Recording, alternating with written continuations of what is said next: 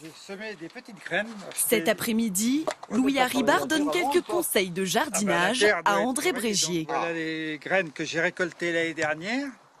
En échange, celui-ci lui donne un coup de main sur son ordinateur.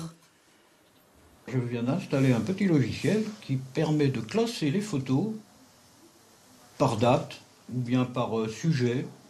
Depuis 20 ans, ils habitent à 300 mètres l'un de l'autre. Pourtant, ils se rendent service pour la première fois grâce à un réseau social de voisinage. Mais des voisins qui sont maintenant proches de chez moi, je les vois jamais, quoi. On n'a pas les mêmes horaires, on n'a pas les...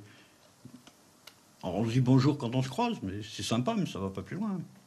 Alors que là, ah tiens, mon voisin, qu'est-ce qu'il veut lui? Ma tondeuse, moi ça tombe bien. Paf, et puis c'est parti. Ma petite photo. Le principe, en un clic, les habitants d'un quartier créent leur profil et rejoignent un réseau de voisins pour entrer en contact et s'échanger coups de main, bons plans ou informations locales. Louis et André sont inscrits sur le site depuis bientôt 1 an. Pour eux, il est devenu plus facile aujourd'hui de se rencontrer sur Internet que de frapper à la porte de son voisin. Quand un voisin venait s'installer, bon ben tout de suite on ouvrait les hostilités, viens boire un pot, raconte-moi ta vie, quoi. Bon, on peut plus le faire maintenant. Ils se présentent pas forcément. Ah ben non, ils se présentent pas du tout, du tout. La recherche de liens sociaux, c'est ce qui fait le succès de ces sites. Dans cette résidence parisienne, où les 250 voisins se fréquentaient peu, 68 d'entre eux participent désormais à la vie de l'immeuble. Cet après-midi, ils se retrouvent pour partager un goûter, l'occasion de connaître ses voisins les plus proches. Voilà, on a découvert toutes les deux qu'on habitait l'une sous l'autre. Donc moi ça faisait un petit moment, je me disais mais qui habite au-dessus de chez nous?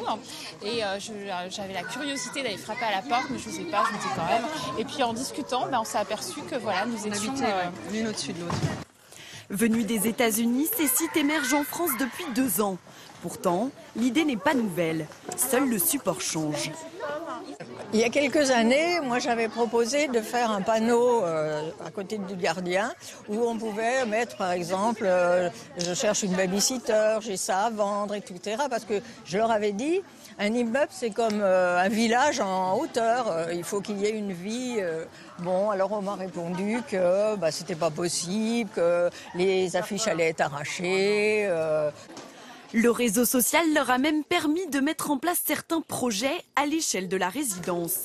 Dans quelques jours, cette salle vide deviendra une bibliothèque.